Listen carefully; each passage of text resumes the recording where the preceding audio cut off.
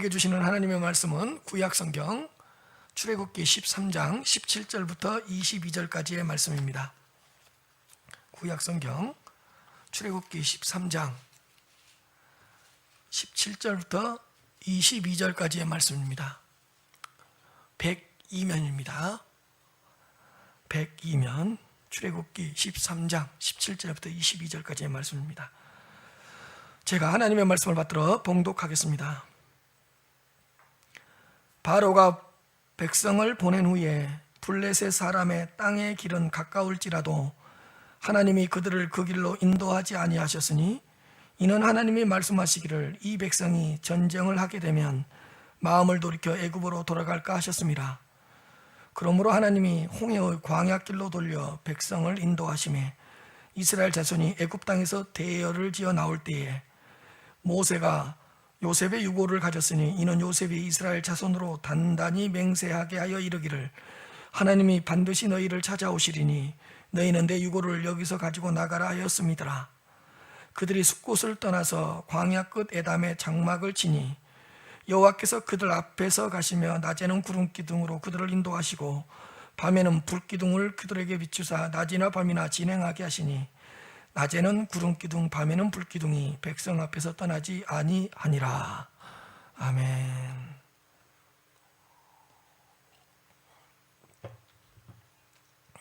오늘은 출애굽기 13장 17절부터 22절까지의 말씀으로 우리에게 주시는 하나님의 은혜를 나누어 보도록 하겠습니다. 오늘 우리에게 주시는 이 메시지가 한 주간 동안 여러 가지 삶의 지경과 영역에서 살아가고 있는 모든 성도님들에게 큰 힘과 큰 위로가 되시기를 주님의 이름으로 축복합니다. 17절 말씀부터 한번 살펴보도록 하겠습니다. 바로가 백성을 보낸 후에 블레셋 사람의 땅의 길은 가까울지라도 하나님이 그들을 그 길로 인도하지 아니하셨으니 이는 하나님이 말씀하시기를 이 백성이 전쟁을 하게 되면 마음을 돌이켜 애굽으로 돌아갈까 하셨음이라. 먼저 바로가 백성을 보낸 후에 애굽왕 바로가 10가지 재앙을 당한 후에 드디어 이스라엘 백성들을 내보내게 됩니다. 그래서 400년 동안 노예 생활을 하고 있었던 이스라엘 백성들은 드디어 애굽으로부터 해방이 되었습니다. 바로가 이스라엘 백성들을 보냈다 이렇게 기록되어 있습니다. 그런데 블레셋 사람의 땅의 길은 가까울지라도 땅에 빛을 그어놓으세요. 블레셋 사람의 땅의 길은 가까울지라도 하나님이 그들을 그 길로 인도하지 아니하셨으니 이렇게 기록되어 있습니다. 그러니까 하나님께서 이스라엘 백성들을 출애굽을 시켜서 약속의 땅인 가나안 땅으로 인도하시려는 그런 계획을 가지고 있었습니다.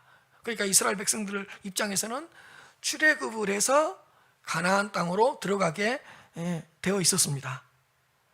그런데 출애굽을 해서 가나안 땅으로 갈 수 있는 길은 몇 가지가 있었습니다. 출애굽을 해서 가나안 땅으로 들어갈 수 있는 방법은 몇 가지가 있었고 몇 개의 길이 있었습니다. 그런데 오늘 본문에 보니까 하나님은 가까운 길로 인도하지 않았다 이렇게 되었어요. 가까울지라도 그들을 그 길로 인도하지 않으셨다. 그래서 어떻게 했냐? 18절 말씀에 가보면 어떻게 되냐? 홍해 광야 길로 돌려서 인도했다 그럽니다.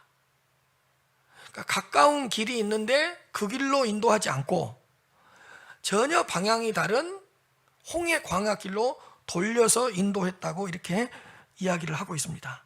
그래서 출애굽을 한 다음에 블레셋을 거쳐서 가나안 땅으로 들어가게 되면 길면 5일 걸리고 짧으면 3일, 그러니까 3일에서 5일이면 충분히 가나안 땅에 도착할 수 있는 그런 거리였고 3일에서 5일 내로 갈 수 있는 그런 길이 있었습니다.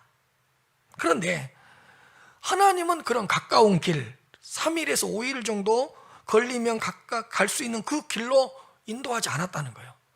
가까울지라도 인도하지 않았다. 그러니까 가까운 길로 인도하지 않고 빠른 길로 인도하지 않고 지름길로 인도하지 않고 전혀 방향이 다른 홍해 광야길로 인도를 했다고 말씀하고 있습니다. 가까운데 그 길로 인도하지 않았다. 빨리 갈 수 있는데 그 길로 인도하지 않았다. 그 길이 지름길인데 인도하지 않고 전혀 다른 돌리고 돌려서 홍해 광야길로 인도했다고 되어 있습니다. 그런데 하나님께서 가까운 길로 인도하지 않고 홍해 광야길로 돌리고 돌려서 인도하신 이유가 있습니다. 왜 그러냐? 이는 하나님께서 친히 말씀하시기를 이 백성이 전쟁을 하게 되면 마음을 돌이켜 애굽으로 돌아갈까 하였습니다. 그게 이런 거죠. 자, 블레셋을 통과해서 가면 3일에서 5일 내로 갈 수 있어요. 근데 만일에 블레셋을 통과하다가 블레셋과의 전쟁이 일어나게 되면 이스라엘 백성들은 마음이 바뀌어서 다시 애굽으로 돌아갔을 것이라는 거예요. 블레셋 이 나라는 전쟁에 아주 능한 나라입니다. 무기도 최신식 철기 무기를 가지고 있었기 때문에 전쟁을 아주 잘하는 나라였습니다. 그런 것에 비해 이스라엘 백성들은 400년 동안 노예 생활만 하고 있다가 이제 출애굽을 했기 때문에 무기도 없었습니다. 그리고 전쟁에 대한 훈련도 전혀 되어 있지 않았습니다. 그리고 아예 전쟁을 치를 수 있는 여건이 갖추어지지 않았습니다. 자, 이런 상태에서 전쟁을 잘하는 블레셋과의 전쟁을 치르게 되면 이스라엘 백성들은 어떻게 할까요? 애굽으로 다시 돌아가 버릴 것이라는 거예요.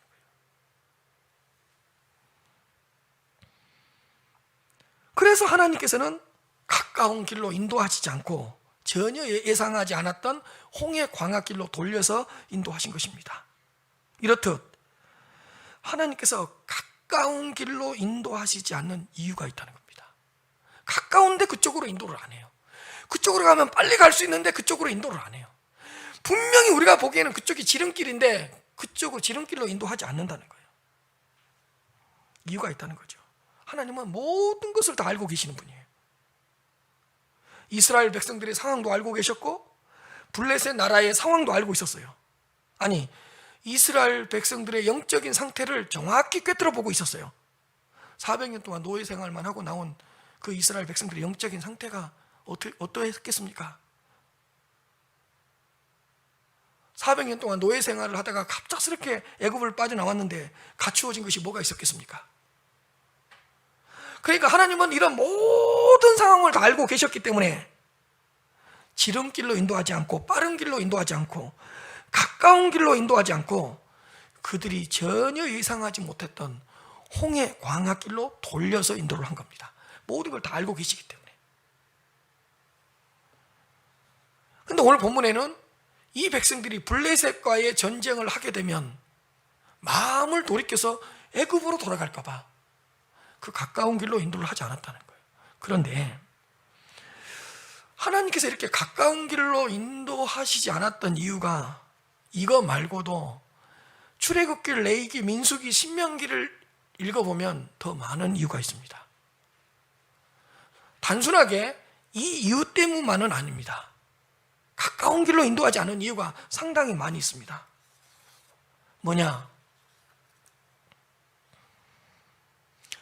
전쟁을 하게 되면 애굽으로 돌아가려고 할 것이기 때문이라고 제가 분명히 이야기했습니다. 두 번째는 뭔지 압니까? 3일에서 5일 내로 가나안 땅으로 들어가 버리잖아요. 그러면 성막을 통한 하나님의 임재를 경험할 수 없습니다.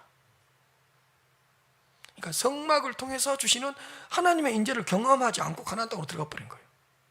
두 번째로 율법을 배울 수 있는 기회가 없기 때문입니다.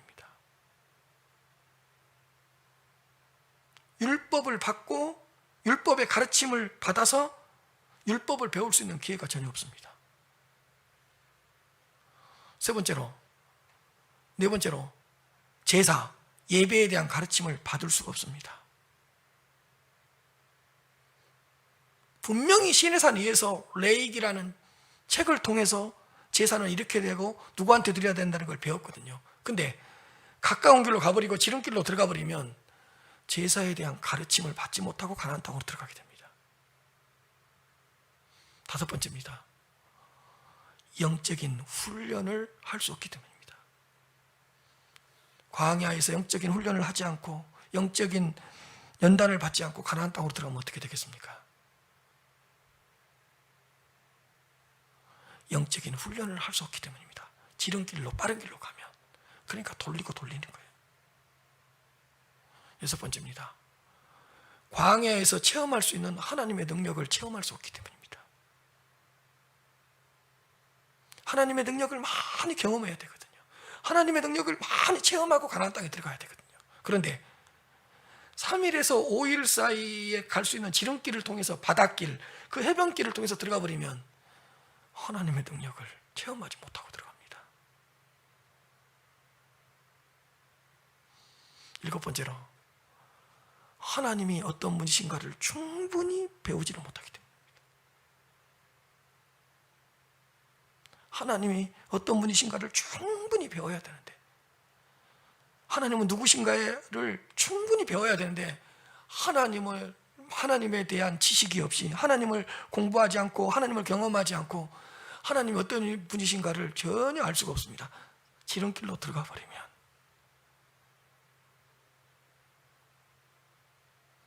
여덟 번째, 지체의식을 경험하지 못하고 들어가 버립니다.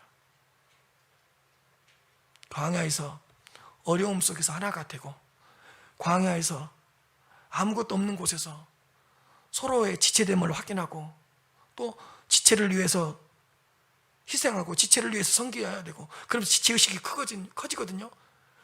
그 200만 명이 되는 그 사람들, 우리는 하나야, 우리는 하나님의 자녀들이야, 이런 지체의식을 경험해야 되는데, 지름길로 가버리고 빠른 길로 가버리면 지체의식을 경험하지 못하고 들어가게 되는 겁니다. 지체의식이 없는 신앙은 얼마나 무서운 신앙인지 모르죠. 아홉 번째, 하나님과의 깊은 교제를 나눌 수 없습니다. 여러분, 3일에서 5일 만에 들어갔다고 칩시다. 아무리 하나님을 많이 만나도 그 사이에 하나님을 깊이 경험할 수 있겠어요? 어느 정도 시간이 있고 어느 정도 같이 있을 수 있는 시간이 있어야지 그 사람을 경험할 수 있잖아요. 하나님도 마찬가지. 3일에서 5일 동안 하나님과 깊은 교제를 나눌 수가 없는 거예요, 백성들이. 그래서 오래 걸려서 가더라도, 좀 돌아서 가더라도 네가 누구고 내가 누구인지 서로서로 알아가야 되는 거 아니냐, 하나님과의 깊은 교제를 해야 되기 때문입니다. 열 번째입니다. 가나안 땅에 들어가서 전쟁을 치러야 되는데 전쟁을 배울 수 있는 기회가 없어져 버립니다. 광야를 지나면서, 광야 생활을 하면서 전쟁은 이렇게 하는 것이야, 전쟁 때는 하나님이 이렇게 도와준 것이야, 전쟁에 대해서 배울 수 있는데 3일에서 5일 동안 갈 수 있는 해변길, 바닷길로 들어가 버리면 전쟁을 배울 수 없기 때문입니다. 하나님께서 가까운 길로 인도하시지 않았던 이유가 이렇게 많습니다. 여러분, 하나님이 우리들을 가까운 길로 인도하시지 않는 데는 다 이유가 있습니다.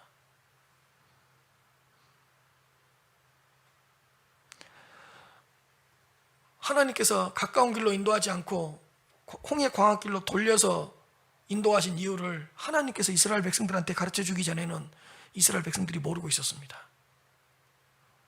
애굽 사람들도 몰랐거든요. 가까운 길을 내버려 두고 왜 돌아서 가냐? 블레셋 사람들도 그랬거든요. 가까운 길을 내버려 두고 왜 돌아서 가냐? 가까운 길로 인도하지 않고 먼 길로 돌려서 인도하시는 그 하나님의 이유를 아무도 모르고 있었습니다. 오직 하나님만이 알고 있었습니다. 그렇다면 가까운 길로 인도하시지 않는 이유를 알려주시지 않았다고 해서 이유가 없는 것은 아니겠죠. 하나님만이 알고 있는 충분한 이유가 있습니다.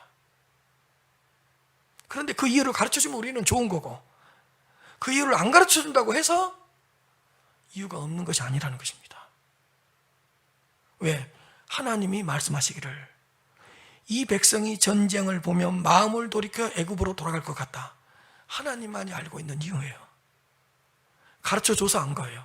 가르쳐주지 않았더라면 왜 광야길로 있는지, 인도했는지를 몰랐을 것입니다. 우리가 때로는 걷고 있는 그 길이, 가고 있는 그 길이 온통 어둡고 험할 때가 있습니다. 그러나 하나님은 하나님의 자녀들에게 유익한 길로만 인도하십니다. 영적인 훈련을 할 수 있는 그 길로 인도해 주십니다. 그래서 영적인 훈련을 위해서 가까운 길, 지름길로 인도하지 않고 돌려서 홍해 광야길로 인도하신 것입니다. 사랑하는 성도 여러분, 가까운 길이 반드시 좋은 것만은 아닙니다. 하나님께서 인도하시는 길이 좋은 길입니다. 여러분, 빨리 갈 수 있다고 해서 다 우리에게 유익이 되는 거 아닙니다.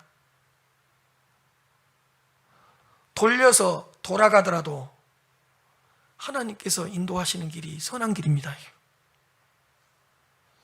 여러분, 지름길이 전부가 아닙니다. 지름길 너무 좋아하지 마십시오. 지름길 좋아하지 마십시오.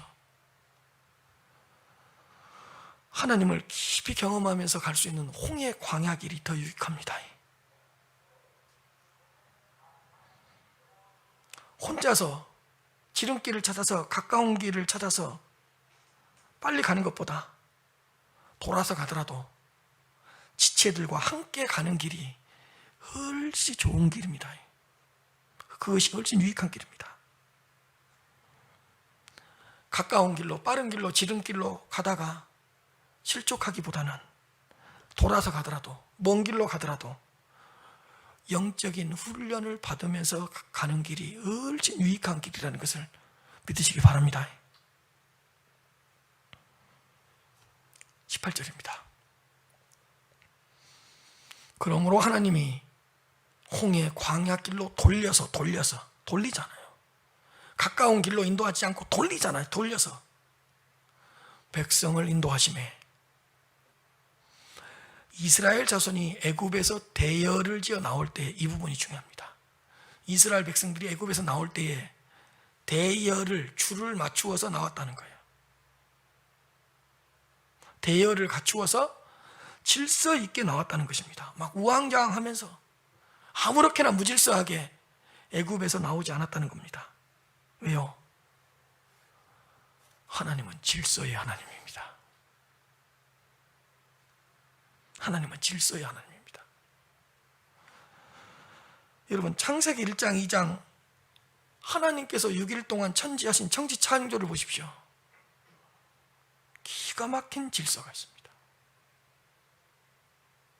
창조 질서가 있고요, 자연의 질서가 있고요, 우주의 질서가 있고요, 생명의 질서가 있습니다. 하나님은 질서의 하나님이시기 때문에 하나님이 하시는 모든 일에도 하나님의 질서가 그대로 스며들어 있습니다. 보십시오. 이스라엘 자손이 애굽에서 나올 때에 대열을 띄어서 줄을 맞추어서 질서를 지키면서 나왔다는 것입니다.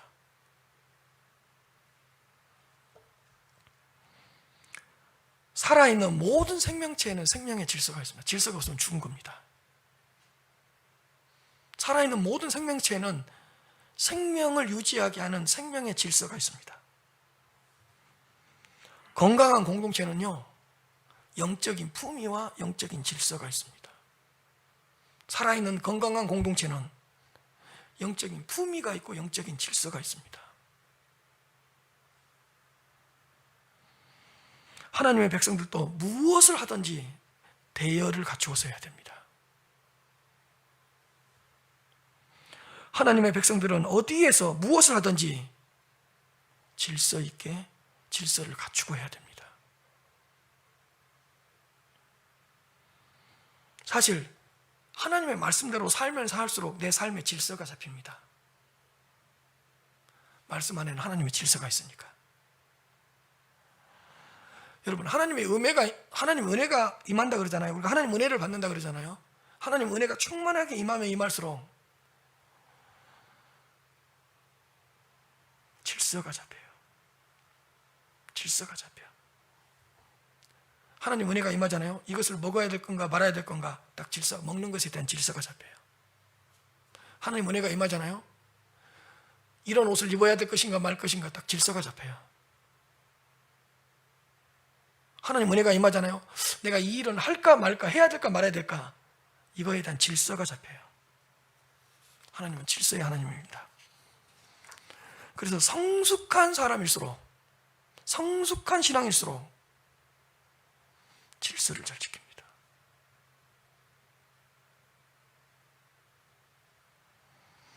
신앙이 좋은 사람일수록 영적인 품위와 영적인 질서가 있습니다. 고린도전서 14장 40절입니다. 모든 것을 품위 있게 하고 질서 있게 하라는 거예요. 영적인 품위, 영적인 질서를 지키라는 거예요. 왜? 하나님은 질서의 하나님이십니다. 가정에도 그 가정이 지켜야 되는 질서가 있고, 부부간에도 지켜야 되는 질서가 있고, 회사만 가도 회사 안에서 회사원들이 지켜야 될 어떤 법 질서가 있습니다. 모든 것을 품위 있게 하고 질서 있게 해라. 그래서 이스라엘 백성들이 나올 때 딱 대의를 갖춰서 나옵니다. 사랑하는 성도 여러분, 우리가 믿는 하나님은 질서의 하나님이십니다. 하나님께서 요구하신 그 질서대로, 하나님께서 요구하신 그 영적인 품위를 갖추면서 신앙생활을 하시기를 바랍니다. 19절입니다. 모세가 요셉의 유고를 가졌으니 이는 요셉이 이스라엘 자손으로 단단히 맹세하게 하여 이르기를 하나님이 반드시 너희를 찾아오시리니 너희는 내 유고를 여기서 가지고 나가라 하였습니다. 참 소중한 말씀인데요. 모세가 출애굽을 할 때, 애굽을 나올 때에 다른 걸 안 챙기고 요셉의 유고를 챙겼답니다. 왜? 요셉이 죽을 때에 유언을 한 겁니다. 내 뼈를 꼭 가지고 나가라. 내 뼈를 꼭 가지고 나가라. 그리고 맹세까지 시켰다는 거예요. 너 내 뼈 가지고 나갈 거지? 단단히 맹세하여 이르기를. 요셉이 죽을 때에 맹세까지 시킨 거예요. 내 유고를 가지고 나가라고, 내 뼈를 가지고 나가라고. 그런데 요셉이 죽을 때에 이렇게 유언을 할 때에, 유언을 하면서 백성들에게, 모세에게 이렇게 맹세를 시킨 이유가 있습니다. 기가 막힌 말씀입니다. 자, 요셉이 죽으면서 하는 말입니다. 하나님이 반드시 너희를 찾아오시리니 너희는 내 유고를 가지고 여기서 나가라. 하나님이 반드시 너희를 찾아오실 것이다. 하나님이, 내가 죽은 후에도 하나님이 너희들을 반드시 찾아올 것이다. 그리고 지금은 너희들이 노예로 살고 있지만 하나님이 반드시 너희를 찾아오셔서 애국으로부터 해방시킬 것이다. 그리고 너희들을 반드시 가나안 땅으로 인도해 주실 것이다. 너희들이 출애굽을 할 때, 애굽을 나갈 때 내 뼈를 가지고 나가라. 요셉은 하나님의 약속을 확실하게 믿고 있었습니다. 요셉은 하나님의 약속을 강하게 붙들고 있었습니다. 여러분, 하나님의 약속을 믿지 못했다면, 하나님이 반드시 찾아오실 것이라는 것을 믿지 못했다면 자기 뼈를 가지고 나가라 그랬겠습니까? 그래, 내가 죽는다? 내 뼈가 묻힌다. 그런데 지금 너희들이 비록 노예로 고통을 받고 있고 노예 생활을 하고 있지만 하나님이 반드시 너희를 찾아와서 약속했던 대로 출애굽을 시킬 것이고 약속했던 대로 가나안 땅으로 데리고 갈 것이니까 내 뼈를 가지고 나가라는 거예요. 내 뼈를 가지고 나가라는 말은 확실히 반드시 찾아와서 출애굽을 시킨다는, 그것을 믿고 있는다는 거죠. 그래서 요셉의 유언에서 배울 수 있는 교훈이 뭔지 압니까? 하나님의 약속에 대한 신뢰입니다. 요셉은 죽을 때에도 하나님의 약속을 신뢰하고 있었습니다. 출애굽에 대한 약속, 가나안 땅에 대한 약속을 굳게 믿고 있었습니다. 그래서 죽으면서 하나님의 약속은 너희들을 통해서 반드시 이루어질 것이라는 것을 가르쳐주기 위해서 내가 죽은 후에 묻히더라도 내 유고를 가지고 나가라고 그랬던 것입니다. 하나님은 하나님의 백성들에게 약속을 하시는 분이십니다. 그리고 자신이 하신 약속, 요셉은 하나님의 신실하심을 믿었고 그 하나님의 약속의 신실하심도 동일하게 믿었습니다. 왜요? 신실하신 하나님이라면 신실하신 하나님이 하신 하나님의 약속도 신실하지 않겠습니까? 그런데 요셉의 유언대로 하나님의 약속이 이루어졌습니다. 오늘 본문의 말씀대로 하나님의 약속대로 이스라엘 백성들이 애굽에서 나오게 되었습니다. 그때 모세가 딱 생각한 겁니다. 족장 요셉의 유언이 맞았네. 그때 요셉이 뭐라 그랬었지? 내 유고를 가지고 나가 그랬지. 하나님의 약속을 확인하면서 요셉의 유고를 가지고 나옵니다. 요셉의 유고를 가지고 나오면서 그때 이 족장 요셉이 유언으로 남겼던 그 하나님의 약속에 대한 신실성을 모세가 또 한 번 깨달았을 것입니다. 그리고 모세가 출애굽을 해서 족장 요셉의 유고를 가지고 갑니다. 그 유골 상자를 볼 때마다 이스라엘 백성들은 그래, 하나님은 신실하신 분이야. 하나님의 약속은 반드시 이루어진가. 그 유골이 담겨있는 유골함을 볼 때마다 이스라엘 백성들은 하나님의 약속을 생각했을 것입니다. 그러니까 모세가 엄청난 요셉이 너무너무 뛰어난 통찰력이 있는 겁니다. 내 뼈를 보면서 하나님의 약속의 신실성을 믿어라. 사랑하는 성도 여러분, 칠흑 같은 어두운 터널을 지나고 있을 때에 하나님의 약속을 신뢰하시기 바랍니다. 하나님의 약속은 반드시 이루어질 것입니다. 하나님은 그 약속을 반드시 지키실 것입니다. 죽으면서까지 하나님의 약속을 붙잡고 있었던 그 요셉의 신앙을 본봐야 될 것 같습니다. 하나님은 약속을 지킬 수 있는 능력이 있고 하나님은 변하시지 않는 분이시기 때문에 약속을 지키시고 약속을 성취하는 분이십니다. 약속을 지킬 수 있는 능력도 있고 변덕쟁이가 아니고 변함이 없으신 분이기 때문에 당신께서 하신 약속은 반드시 지키시는 분이십니다. 여러분, 성경은 약속에 대한 책입니다. 구약, 신약, 그 약이 언약, 약속이라는 뜻이거든요. 성경에는 하나님의 자녀들을 위한 수많은 약속들이 기록되어 있습니다. 약속의 책입니다. 성경은 하나님의 약속을 붙잡고 하루하루 살아가시기를 바랍니다. 하나님의 약속을 생각하면서 우리들에게 닥친 고난을 이겨내시기를 바랍니다. 하나님의 약속을 신뢰하고 또 신뢰하면서 또 한 걸음 또 한 걸음을 내디디면서 담대하게 걸어 나가시기를 바랍니다. 하나님의 약속은 사라지지 않습니다. 하나님의 약속은 거짓이 아닙니다. 하나님의 약속은 인간의 약속과는 다릅니다. 인간은 어떤 약속을 하잖아요. 그러면요, 약속을 지킬 수 있는 능력이 없어요. 왜? 가다가 교통사고 날 수도 있고 자연재해가 일어날 수 있잖아요. 그럼 그 약속 못 지키는, 인간은 약속을 했다 그래도 다 못 지켜. 왜? 그 약속을 지킬 수 있는 능력이 우선 없어요. 두 번째로 변덕쟁이에요. 마음이 자주 바뀌어요. 그렇기 때문에 인간은 약속을 해놓고도 잘 못 지켜요. 하나님은 그렇지 않아요. 하나님의 약속은 인간의 약속과는 다릅니다.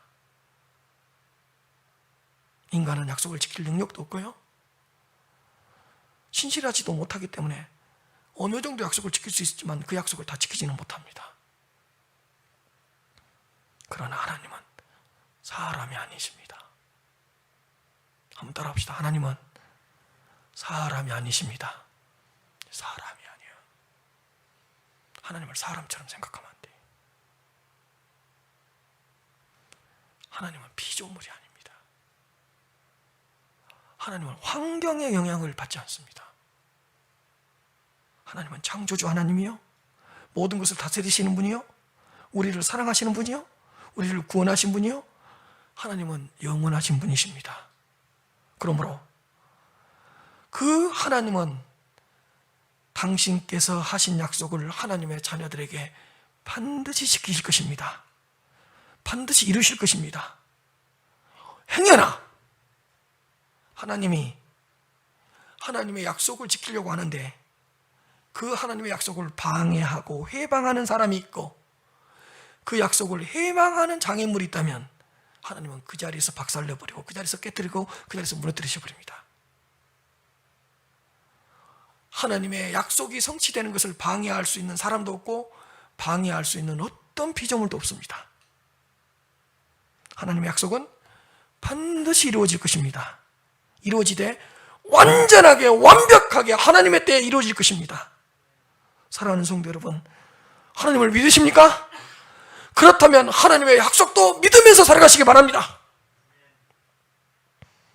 이게 요셉의 유언 속에서 주시는 메시지예요. 이제 20절로 가보도록 하겠습니다.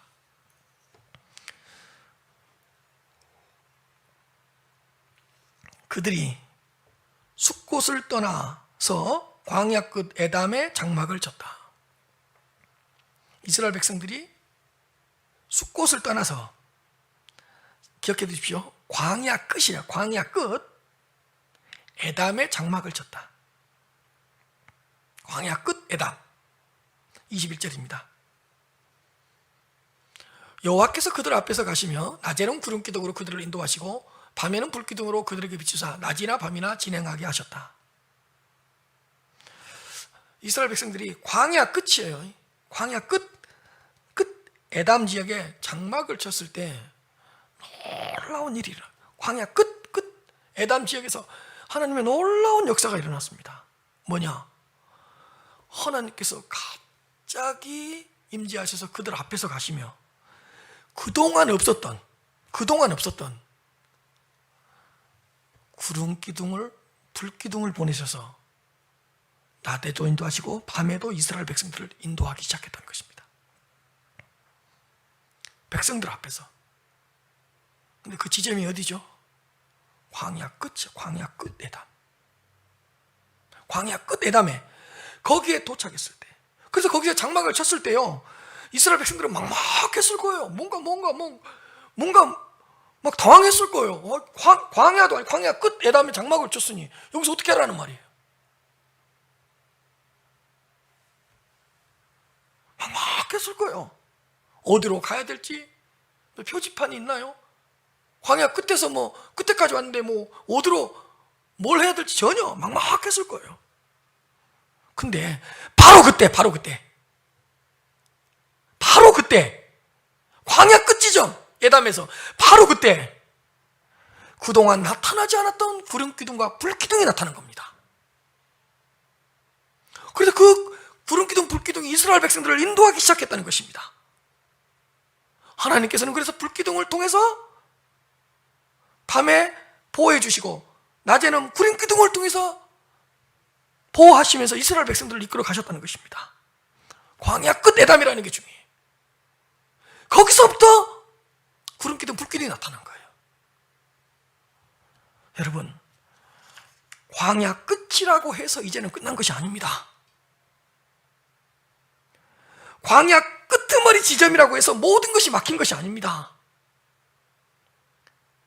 걸어가야 될 길도 없고 표지판도 없는 그 광야 끝이라고 해서 이제는 포기해야 하고 좌절해야 되는 것이 아닙니다. 왜요? 광야 끝 에담 그 지역에서 그동안 볼 수 없었던 구름기둥과 불기둥이 나타났기 때문입니다. 그 기적이 나타난 겁니다. 광야 끝에서 더 큰 하나님의 능력이 나타난 겁니다. 낮에는 구름기둥, 밤에는 불기둥으로 하나님께서 인도해 주셨습니다. 광야 끝에서 더 큰 하나님을 경험했습니다. 끝은 끝이 아니라 기적의 시작이다. 끝은 마지막이 아니라 하나님의 능력의 출발점이다. 인간의 끝은 하나님의 시작이라는 말이 있습니다. 이 말은 뭐죠? 인간들이 다 끝났다고 생각할 때, 우리가 다 끝났다고 생각할 때 하나님은 그때부터 새로운 일을 하신다는 겁니다. 그때부터 새로운 역사를 창출해 나가신다는 것입니다. 우리의 힘이 바닥이 날 때, 우리의 능력이 다 떨어졌을 때, 이제는 어떻게 해야 될지 모르는 광야 끝지점에 섰을 때, 하나님은 그때 놀라운 하나님의 역사를 일으키시다는 것입니다. 여러분, 푸른 기둥, 불기둥이 언제부터 나타났다고 생각해야 돼요. 광야 끝에다며, 광야 끝에다. 광야 끝이야말로 그동안 경험하지 못했던 새로운 하나님을 경험할 수 있는 은혜의 장소라는 것을 믿으시기 바랍니다. 광야 끝에서부터, 광야 끝에서 하나님은 지금까지 함께 하셨던 방법과는 다르게 함께 하셨습니다. 구름 기둥과 불 기둥으로 함께 하신 것입니다. 하나님은 항상 함께 하십니다. 방법만 다를 뿐이지 항상 함께 하십니다. 함께 하시면서 백성들을 인도해 주셨고, 인도하시면서 백성들과 함께 하셨습니다. 20절 말씀이 뭐라고 나오냐면요, 오늘 21절 말씀이 뭐라고 나오냐면요, 여호와께서 그들 앞에서 가시며, 참 기가 막힌 말이죠. 여호와께서 그들 앞에 가시며 백성들보다 앞서 가시는 하나님, 앞에서 이끌어 가시는 하나님이 함께 하십니다. 앞서 가시는 하나님, 백성들 앞에서 친히 먼저 가시면서 구름 기둥과 불 기둥으로 인도해 주셨던 그 하나님, 하나님은 그 구름 기둥과 불 기둥으로 앞에서 함께 해주셨고 먼저 가셔서 그들을 인도하시면서 함께 해주셨던 것입니다. 그들 앞에서 먼저 가시며 그들 앞에서 행하시며, 참 좋은 하나님이에요. 먼저 가시는 거예요. 그래서 하나님은 항상 선발돼요. 참 좋은, 먼저 가시는 하나님, 앞에 가시는 하나님. 신명기 1장 30절부터 33절에서는 뭐라고 기록되어 있냐면요, 너희보다 먼저 가시는 너희 하나님 여호와께서, 할렐루야, 너희보다 먼저 가시는 하나님, 너희보다 먼저 가시는 너희 하나님 여호와께서 애굽에서 너희를 위하여 목전에서 모든 일을 행하신 것 같이 이제도 너희를 위하여 싸우실 것이다. 먼저 가셔서 너희들을 위하여 먼저 싸워주실 것이다. 너희들을 위하여 먼저 싸워주실 것이다. 그 다음 31절 보세요. 광야에서도 너희가 당하였거니와 사람이 자기의 아들을 아는 것 같이, 사람이 자기 아들을 아는 것 같이 너희의 하나님 여호와께서 너희가 걸어온 그 광야길에서 너희들을 아누사 이곳까지 이르게 하셨느니라.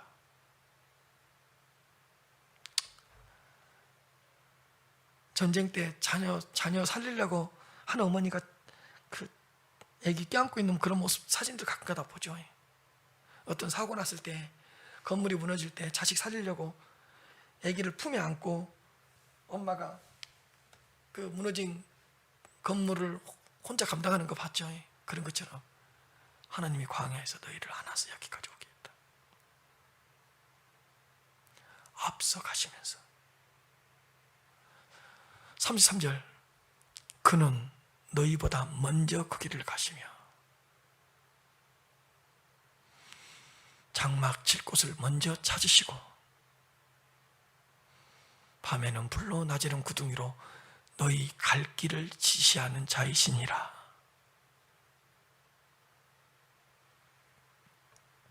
우리보다 앞서 가시는 하나님,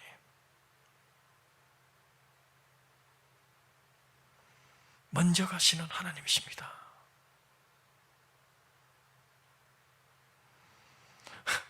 우리는 여기에 있는데요, 하나님은 여기에도 계시고 저기에도 계셔. 우리는 지금 오늘이라는 시간 앞에 서 있잖아. 하나님은 오늘이라는 시간 가운데도 계시고 우리보다 먼저 내일에 가 계셔. 먼저 가 계셔. 우리는 지금 2020년도를 살고 있죠? 하나님은 2020년도 안에 계세요.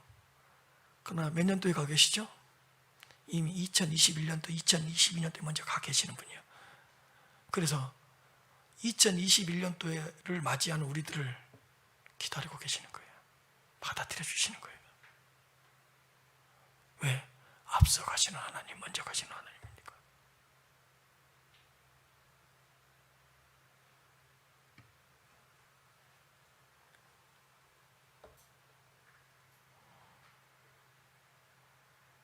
여러분, 코로나19를 통해서 우리가 가만히 생각해 보면 빨리 갈 수 있었는데 코로나19 때문에 좀 멈춘 것 같죠. 코로나19만 아니었으면 지름길로 가는 것 같고 빠른 길로 가는 것 같고 가깝게 갈 수 있었던 것 같죠. 근데 코로나19 때문에 더디어지고 뭔가 돌아가는 것 같고 광야길에 던져진 것 같고 이런 것처럼 느껴지죠. 다 하나님의 이유가 있습니다.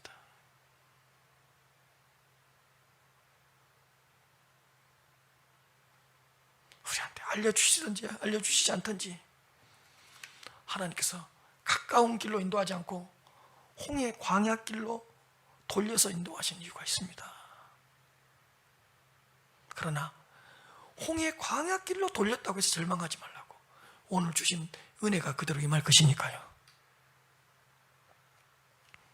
사랑하는 성도 여러분, 앞서 가시는 그 하나님의 인도하심을 받으면서 갑시다. 먼저 가셔서 항상 모든 것을 예비해 놓으시고 우리들을 맞이하시고 기다리시는 그 하나님께 모든 것을 맡기며 살아갑시다. 마지막 절 22절입니다.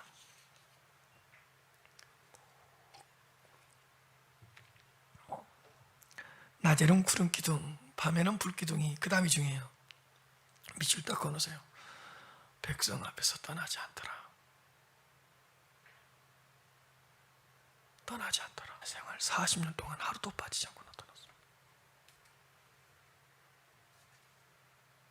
40년 동안. 근데 중요한 게 뭔지 압니까?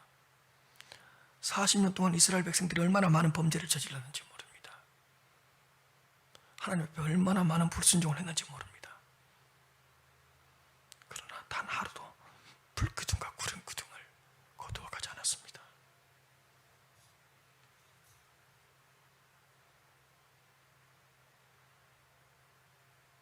그렇게 불순종하고 그렇게 죄를 지으면 구름기둥, 불기둥이 떠나가게 할 만도 한데 단 하루도 불기둥, 구름기둥이 떠나지 않았습니다.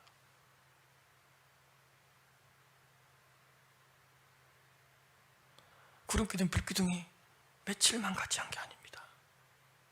몇 달만 같이 한 게 아닙니다. 40년 동안 함께 했습니다. 떠나지 아니하니라. 떠나지 아니하니라.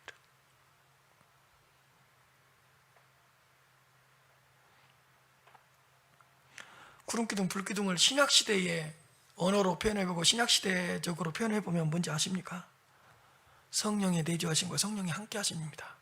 즉 구름기둥, 불기둥은 성령을 통한 하나님의 임재의 상징입니다. 신약에는. 신약시대 때는 구름기둥, 불기둥으로 인도하는 게 아니고 성령을 통한 하나님의 임재를 가지고 우리를 인도해 주십니다. 여러분, 이 하나님의 임재는 떠나지 않습니다. 성령의 함께하심은 떠나지 않습니다.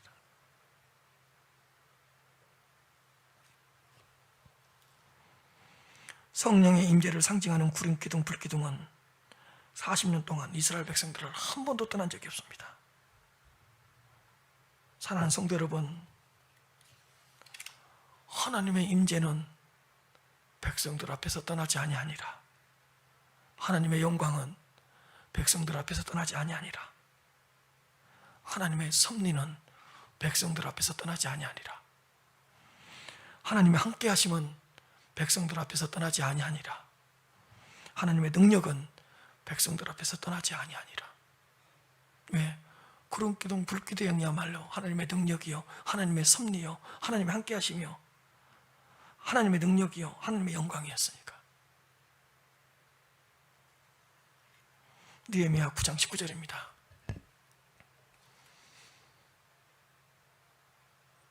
느헤미야 9장 19절. 주께서는 주의 크신 긍휼로 그들을 광야에 버리지 아니하시고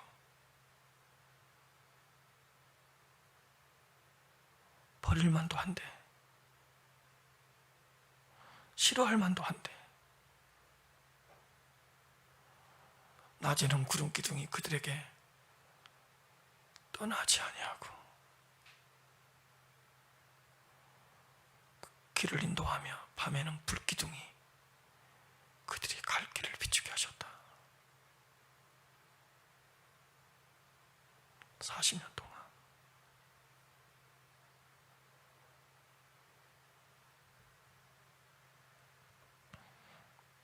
시편 121편 7절입니다. 시편 121편 여호와께서 너희 출입을 지금부터 영원까지 지키시리로다. 너의 출입을 출입은 하루로 따진다면 아침 저녁일 것이고, 학교로 따지면 초등학교로 따지면 1학년 6학년일 것이고, 우리 인생으로 생각하면 태어남과 죽음 아니겠습니까? 이 땅에 들어오는 순간이 들어오는 거고 죽는 순간이 나가는 거니까 출입이잖아. 출입. 영원까지 지키시리로다. 너무 마음이 따뜻해지는 거예요.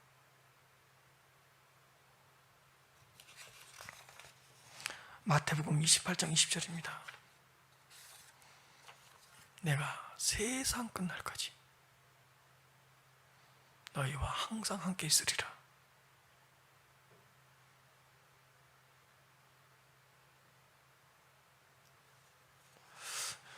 여러분, 우리 신앙생활에 가장 중요한 게 뭐죠?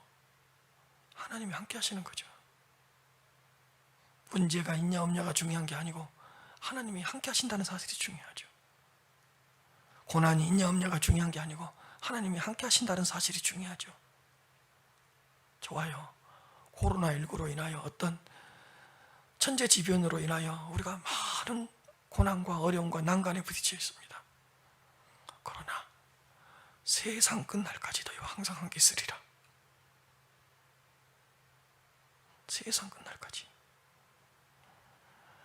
요한복음 14장 16절에서 17절입니다. 내가 아버지께 구하겠으니 그가 또 다른 보혜사 성령을 너희에게 주사 영원토록 너희와 함께 있겠습니다. 이게 구름기둥 불기둥이거든요. 보혜사 성령을 너희에게 주사 영원토록 너희와 함께 있게 하리니 그는 진리의 영이라. 세상은 능히 그를 받지 못하나니 이는 그를 보지도 못하고 알지도 못함이라. 그러나 너희는 그를 아나니 그는 너희와 함께 거하시며 너희 속에 거하심이라. 성령은 우리와 함께 거하고 우리 속에 영원히 계신다는 뜻입니다. 백성을 떠나지 아니하리라.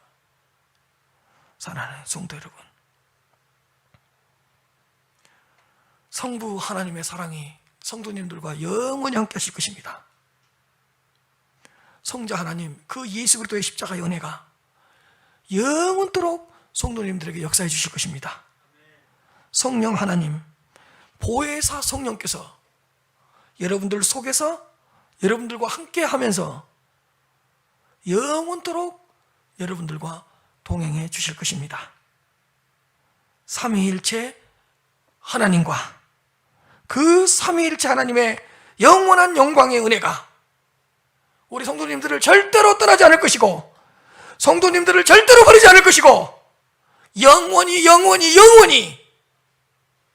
성도님들과 함께 하실 것이라는 것을 믿으면서 또 한 주간 믿음으로 승리할 수 있기를 주님의 이름으로 축복합니다.